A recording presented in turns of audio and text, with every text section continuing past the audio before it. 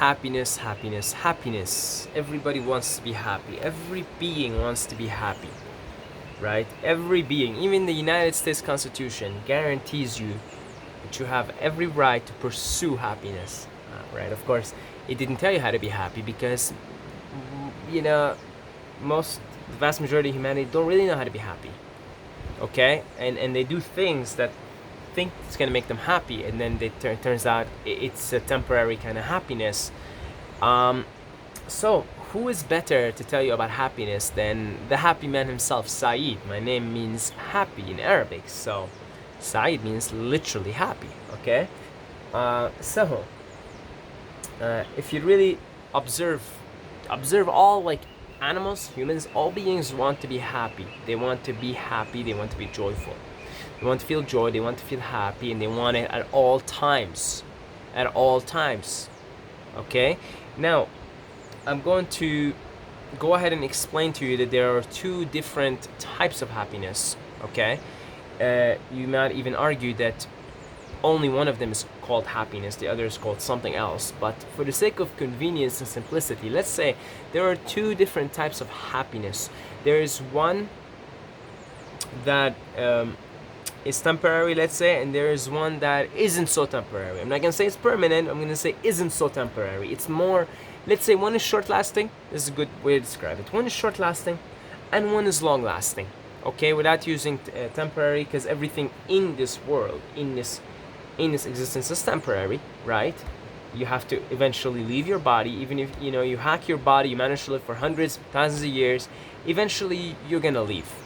Okay, there's nothing that lasts forever in the world of form, in the world that's constantly changing. Okay, so yeah, nothing is really like temporary. So let's say one happiness is short lasting and one happiness is long lasting. First of all, we're going to discuss the short lasting happiness, and that's what all humans are after, including yours truly, Saeed. Okay, and that is pursuing, that's what the United States Constitution guarantees, the pursuit of happiness. So example number one, food. When you eat, you get a dopamine rush. Now the dopamine hormone slash neurotransmitter it's called chemical. It's a chemical, right? Whether you want to call it hormone or neurotransmitter, right? Don't want to get too technical here. It's a chemical that makes you feel good, that makes you feel happy. Okay, happy, good. You're happy. All right. There's no mistaking it that when you have dopamine in your brain, you're happy, and you're pleasant to be around, and you tend to be kinder to others. You tend to be kinder to yourself. You have a elevated perception and view of the universe when you have dopamine running through your system and firing in your brain. So food, of course, is one of the easiest ways to secrete the chemical of dopamine, right? So because all of us want to be happy, including animals who, like especially pets, if you give, dogs and cats, if you give them food all the time, they'll just keep eating, okay? Because they want to be happy because they get the dopamine, all right? So say you pick up a chocolate bar and you eat it and you feel good, right? Dopamine, especially girls, right? Women, really, they're really sensitive to the dopamine, all right? But all of us, right? You pick up chocolate, like light bulbs light in your brain, and you're like happy, and you maybe even getting jumpy, and you're just like kinder to others. You're not like feeling like tired or miserable. You're feeling good, all right? But of course, that's short lasting. That lasts what, 30 minutes before you eat this thing, and then your brain is lit with dopamine, right? So that is a stimulant. You stimulated yourself with the happiness chemical called dopamine, but your body's gonna stop it in maybe, I don't know, 30 minutes, 1 hour, let's say, okay, before the body completely stops secreting dopamine, and you come down, right? You crash. So now what do? Well, you pick up another chocolate bar, right? Or you're looking forward so let's say you wake up, you have breakfast, lunch, and dinner. That's 3 ways you can secrete dopamine in your brain, right? So you eat breakfast. Let's say you have chocolate and I don't know, cereal and milk. I ate that stuff first 22 years of my life, right? Secreted, and I would put sugar with it. You know, it really hijacked me. Okay, I seriously 22 years. You know, not 22, maybe not the first 3 years of my life, but I started eating cereal and milk very early stage of my life. So maybe when I was 4, almost every morning, almost every morning, until I turned about 22. So for 18 years, I'd have cereal um, with milk and plenty of sugar on it. Okay, and yeah, that would light up my dopamine receptors, right? Okay, then I'm like, I go to school and I'm like high on it. Then by the time it's lunchtime, you know, of course I crash for many reasons, but my mom would have already prepared a nice lunch bag for me. So what happens, let's say after I eat the morning breakfast, of course, I go on for 1 or 2 hours, then I crash. Then I'm looking forward for lunch because I need my fix. Because I haven't really learned, you know, all of us really, I'm talking about as a child, but in general, the reason why people eat 3 times a day is because they're conditioned to it, but you have to understand what's going on, the process. You know, after an hour or two at the most of eating your meal, you're looking forward to the next one. You're like, I can't wait for lunch to come, right? People at work, right? They get high in the morning on like coffee, for instance, stimulates adrenaline. It's not the happiness hormone, but it's the focus hormone, and it gives you a sense of well-being, a sense of, you know, it gives you a sense of well-being, right? So people have their coffee and their sugar in the morning, and then let's say they have it at 8 o'clock. Then by the time it's 10, all they're thinking about is lunch. Okay, they don't like their jobs, they don't like their circumstances, they haven't had enough sleep, their bodies are toxic. There is no real reason for them to feel a sense of organic well-being, so they're looking for lunch, which will be another dopamine invasion to your brain, which will also stimulate you to go on for the rest of your day, and then that stimulates you for an hour or two, and then you're looking forward for work to finish so you can have your dinner. You see the cycle? You see that addiction cycle? Why is that? Because that person wants to be happy, and the only way they know how to be happy is through externally stimulating the happiness chemical known as dopamine. And there are other ones. Endorphins, another one, by the way. And another reason why you feel also good after eating these kinds of foods, because they cause pain to your organs, pain to your body, which produces endorphins. Endorphin is let's call it the pain chemical. It helps you deal with pain, and it also gives you a sense of euphoria, right? So there are of course healthy ways to get that stimulated in you, like jumping into a cold lake, cold ice bath or shower, right? What happens is it's a stressor, and your body secretes a ton of endorphins, so you feel high as a kite, you know, when you take a cold shower, and after the cold shower for maybe up to an hour, you feel that.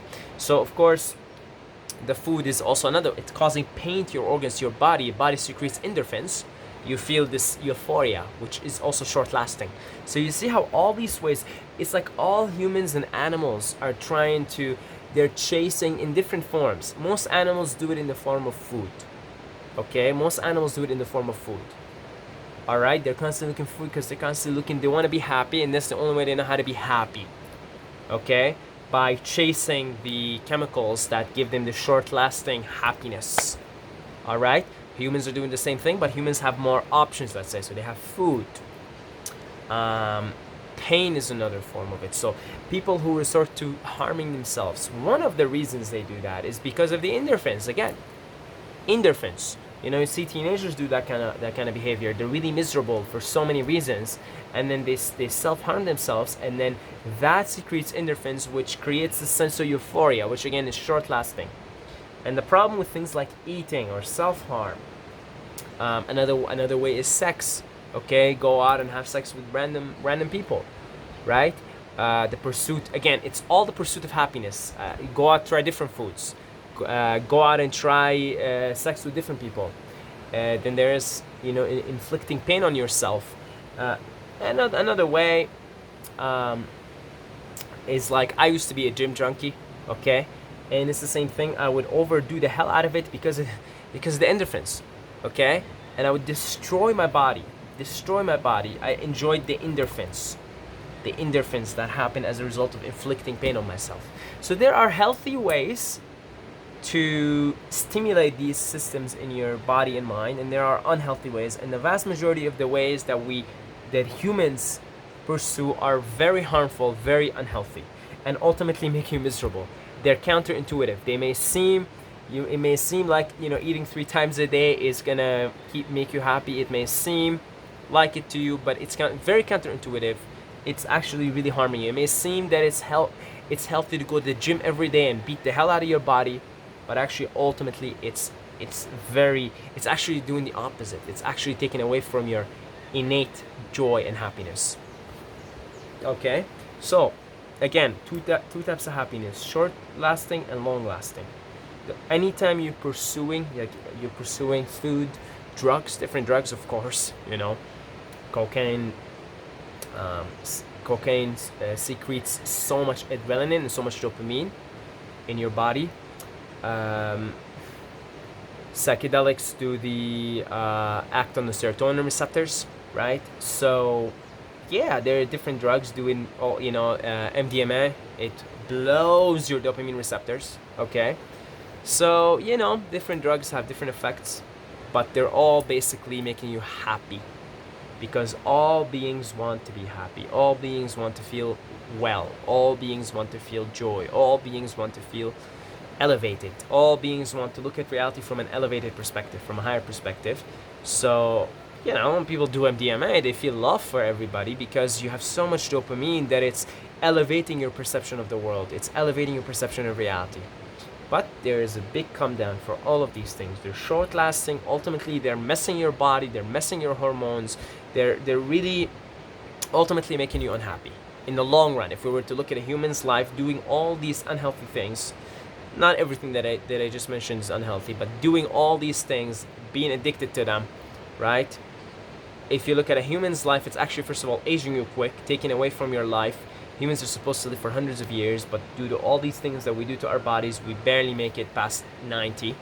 Okay, so ultimately, it's actually not making you happy. It's making you miserable. It's causing you more pain. It's causing you more misery, and it's causing you addiction and dependence on something external to you. So we talked about short-lasting happiness. Talk about the long-term happiness. What is a long-term happiness? A long-term happiness is a type of happiness where you feel well and you feel fulfilled. Really, the key word here is fulfillment. Fulfillment is the long-lasting happiness. Is a feeling of fulfillment. You're fulfilled by life as it unfolds herself from moment to moment, and that sense of fulfillment is what's going to give you long-lasting happiness. It's some animals is more difficult. Animals can't comprehend on these ideas. Like, if you just give a dog or a cat food, they're going to keep eating and eating and eating. The fat's going to get fat, the cat's going to get fat, the dog's going to get fat. They're just humans are more evolved, right? So we can contemplate on these things and we can begin to do things that are actually helping us, right? So an animal is very difficult for them to come out of that predicament. But there are things we can learn from animals. With humans, we have these higher faculties where we're able to look at, contemplate this thing. Look, we're contemplating it together and realize, okay, maybe I'm chasing a mirage here, because you are chasing a mirage when you're chasing all these different forms of happiness that hijack your body chemistry. Okay, you can instead of hijacking your body chemistry, you can become the chemistry. You're an alchemist. You can become those chemicals. Okay, become them. See, you're doing something like, I'm gonna go eat. You're doing something. You're eating. You're this. You're that. To produce an illusion of happiness in you, or you can be it, become it, and that's the state of fulfillment. That's feeling fulfilled, because and connected to life. Therefore, you accept life as it is. Therefore, you let life unfold itself as it is, and you're in a state of acceptance. You're in a state of fulfillment, and that state of fulfillment is the long-lasting happiness that you can experience on this earth. Okay. And that's a state of, it's an innate state. It's a state, it's something inside of you that you tap into. It isn't something you pursue from outside of yourself. Okay, all these external things like food and drugs are reminding you, you're reminded when you pick up a chocolate bar and you eat it and you get the dopamine, or you take MDMA and you feel this love for everybody. You're reminded of who you are. You're reminded. It's a reminder. It's a valid experience, but if you look at it, the side effects and the downside of it is the damage that happens from doing this over and over so outweighs the benefits and the positives. But if you do these things deliberately and mindfully, they remind you, then you come back to your normal day-to-day life and you begin to emulate and integrate some of these things to begin to feel more and more like you're on drugs, more and more like you're it's like you don't need to do anything outside of yourself anymore. You don't really need to eat, you don't really need to do drugs, because you're fulfilled in the moment. Okay, you're fulfilled in the moment. And that's the long-lasting happiness. It's a state of non-pursuit. Actually, it's a state of being. It's a state of fulfillment, because you begin to tap into your true nature. And what is your true nature? You are awareness. You're pure awareness, and that awareness is blissful. So that state of fulfillment is that state of accessing and tapping into your true self, which, as the Hindus describe, Satchit Ananda, it's absolute knowledge, absolute bliss, absolute existence. It's bliss. The nature of it is existence and bliss and knowledge. So there you are in the moment, very much fulfilled, because you are bliss itself. Okay? You are bliss itself, your existence itself. You're connected, and you connect with life to a point where you allow life and appreciate life as it unfolds moment to moment. And that is long-lasting happiness, and that is the happiness you probably want to be focused on. And it doesn't just happen like that magically, okay? You've got to do certain things and develop certain habits and change the way your mind thinks and change your perception in order to access that state of fulfillment. And that is what you really want to be focused on. You don't want to be focused on this other stuff, because it's a mirage, it's an illusion, and ultimately it's actually very counterintuitive. Ultimately, it is not making you happy. It's causing further damage to your body, further damage to your temple. It's messing around with your brain chemistry. It's creating mucus and acidity and all kinds of unholy things in your brain and in your body. It's creating pain. Okay? It ages you. So actually, all these things are counterintuitive. You want to do them very mindfully and for a purpose. If you want to take MDMA, make sure you take it and you're doing it so that you can come back from this experience and contemplate on it, and then ask yourself, how can I be more in those states? How can I feel more love towards all? How can I feel like that, but organically, naturally, without having to take something? And some of these experiences are so intense, it's like, of course, if you do this organically, you're not just gonna suddenly feel like you're on LSD or mushrooms or MDMA. In fact, you may never ever go through this life feeling that feeling of elevation at the peak of a mushroom trip or something. But that's okay. You if you feel fulfilled, that's good enough for this existence that we're experiencing now. Okay, that's good enough. If you can feel fulfilled, if you can appreciate life and allow it to unfold, you don't have to feel those states of ecstasy and bliss. Okay, although you will feel them as you continue to pursue the path. So how do you, of course, it's all form of pursuit. How do you pursue? How do you get to be more in those fulfilled states?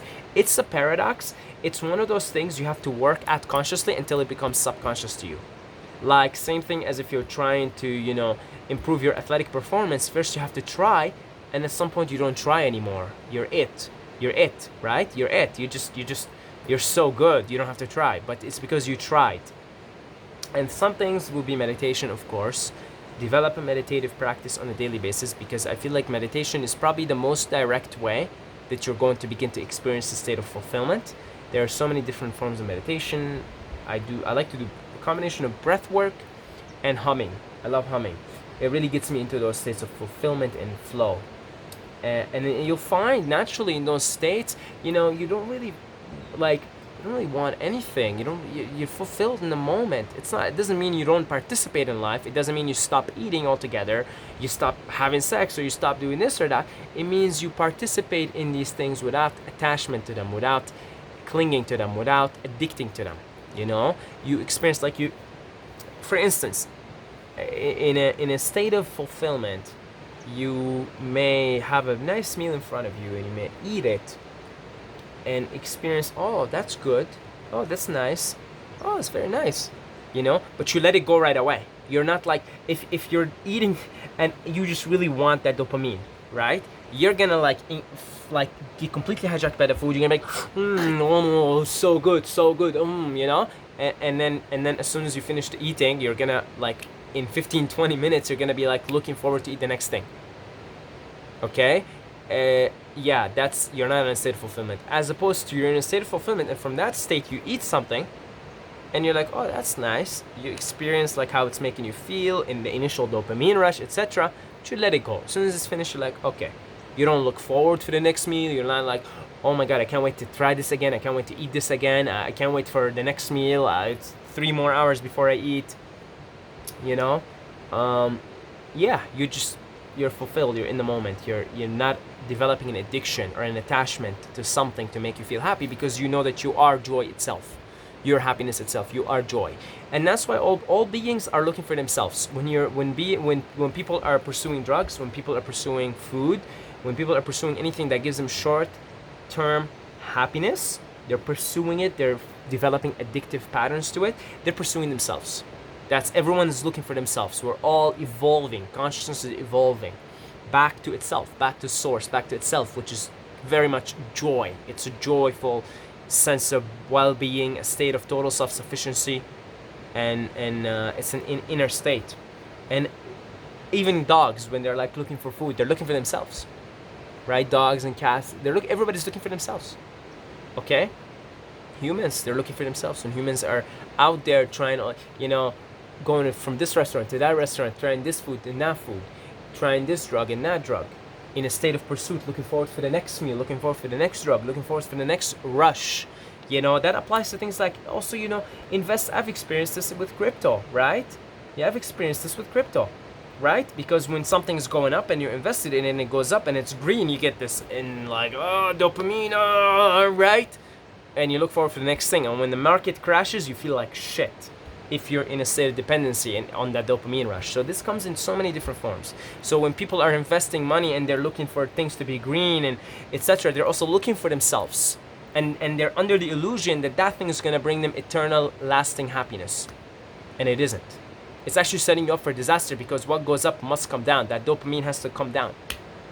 Everything has to come down. Okay? So it's a mirage, it's an illusion. And people are looking for themselves. Everybody's got their thing to give them a dopamine rush. Some people, they're these adrenaline junkies, right? They just go and pursue dangerous things, because that feeling of adrenaline, that feeling of alertness, that feeling of wakefulness, right? It makes you feel alive. It makes you feel like, energy, right? Energy. When you go you're into dangerous things all the time, it gets you out of bed. You may wake up tired, depressed, but you're like, oh, but today I'm gonna go and jump off a plane. Feel wakeful. But it comes down, and it comes down, and it's an illusion, and it's not gonna give you lasting happiness. You understand? You're looking for yourself when you pursue anything. We're all looking for ourselves here.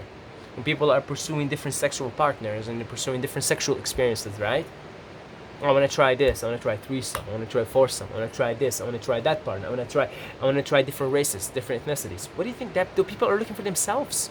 And they think that whatever field they choose, food, you get these foodies, right? Constantly on the chase of the dopamine rush and all the endorphins and everything. You get the adrenaline junkies, the people that do dangerous things. You've got the money people looking for the green candles, right? The investors. Everybody's looking for themselves, and they think that's gonna make them happy. And make no mistake about it, folks, I will guarantee you this. If you think that that's gonna make you happy, you're in for a big rude awakening, because you're gonna realize at some point, maybe when you're 60, 70, Sometimes it's called the midlife crisis. Sometimes you don't realize it until you're 60, 70. At some point, you're going to come up with that realization. Wow, that really didn't make me happy. Somebody goes and pursues money all their life and they're 60, 70 and they're like, wow.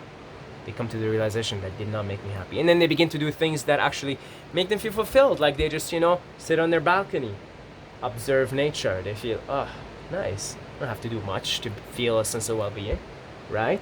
You see these old people, right? After they've gone through the whole thing, and not every old person realizes that, of course. You get these grumpy old people, but you come across certain old people, despite being in so much pain in their body, and despite, they really like almost screwed up life, right? But something happened when they realized, oh, none of that stuff that I pursued made me happy. Well, I guess I'm gonna have to try different things. So you see these old people just kind of hanging out, right? And some of these old people you meet, they just seem, in a pretty good well-being. They found a sense of well-being. Of course, they would feel even way more well-being if they have treated themselves and realized these things, because they wouldn't have aged and had all this pain in their body. But nevertheless, even at this old age, some of these people have realized everything that I have pursued made me not any happier. In fact, it actually set me up to be miserable. And you will come across some of them which are so pleasant to speak to, and they're so like relaxed, and they're just like fulfilled. You get a sense like they're fulfilled. And their fulfillment comes simply from realizing that none of the stuff that they pursued made them happy. That there's a saying, happiness equals reality minus expectations. You remove the expectations that the food's gonna make you happy, the drugs is gonna make you happy, the sex is gonna make you happy, the money is gonna make you happy. And then you're like, oh, okay, I guess it's not so bad. It's not a state of ecstasy, that state of fulfillment. You're not ecstatic, but you feel well. You feel fulfilled. You're pleasant. You're pleasant to be around. You're pleasant to others. And in those states, if you really cultivate those states, you will actually even begin to feel ecstatic just by being. Can you believe it? Just by being. If you cultivate, it requires a lot of cultivation of that state of fulfillment. So things like meditation, hatha yoga, stretching, fasting, cleaning out your body, going on a fruitarian diet, things like that really clean you up. Clean up your body, clean up your mind, clean you up, clean up the vehicle. Right? Things like that. That deprive you. Like fasting deprives you from that dopamine rush. Why? Because if you deprive yourself enough, you begin to get into, like a bodybuilder that injects himself with testosterone, his body stops producing testosterone. Stops the injections, the body begins to learn again how to produce testosterone. Same thing. All these things that deprive you, like things like fasting, things like meditation. What's meditation? You're depriving yourself from entertainment. You're deprived. I'm not on my phone, because phone is another thing. Oh, somebody liked my Instagram. Oh, somebody liked this. Oh, somebody liked that. Dopamine, dopamine, dopamine. You put your phone down, and half an hour later, you pick it up again. You want the dopamine rush. You want the dopamine rush. Okay? When you meditate, what are you doing? You're depriving yourself from all forms of entertainment. You're focusing on the breath, or you're humming, or mantra, or doing whatever it is. All these things that deprive you, what happens if you do them and cultivate them? You do them on a daily basis, and you do them long enough. You begin to relearn, just like a body relearns again how to produce testosterone. When the bodybuilder stops injecting the testosterone, you begin to relearn. Oh, it just happens naturally too, spontaneously. Hey, you start to feel who you really are, the blissful awareness that you are. And that's why it's these practices like fasting, meditation, doing nothing, observing, right? Just being in silence. Okay, they all remind you, and they all activate certain parts of you that are being suppressed because you're in a constant state of pursuit, external pursuit, thinking that something's gonna make you happy when you're really looking for yourself. All you're looking for is yourself. Okay? So remember that next time you're going on a food hunt, just remember, I'm not saying don't go on a food hunt. All I'm saying is remember that you're looking for yourself. Okay? Don't kid yourself for a second and think that's gonna make you happy. Okay? And it's a process, and it happens, and it's beautiful, and addictions come back again, you forget who you are, you go on a pursuit again. But as long as you just cultivate certain practices, guys, meditate every day, do fasting every now and then. Okay, just stop this, deprive yourself from this constant bombardment of things that are giving you the short-term happiness through hijacking the chemistry of your brain, and you'll see what I mean for yourself. Okay? All right, thank you to all the patrons for your support. thank you to the people who support us on PayPal, the one-time donations. I really appreciate those donations, guys. I really, really do. All right, I know it's a minimum of $1 million, but it is what it is. Okay. No, I'm kidding, guys. Of course, you can donate any amount, and it's all appreciated. If you would like to do that, the link is down below in the description for PayPal and Patreon as well. I also do consultations one-on-one if you're interested to book a call, talk about anything you want to talk about. And until next time, may the force be with you.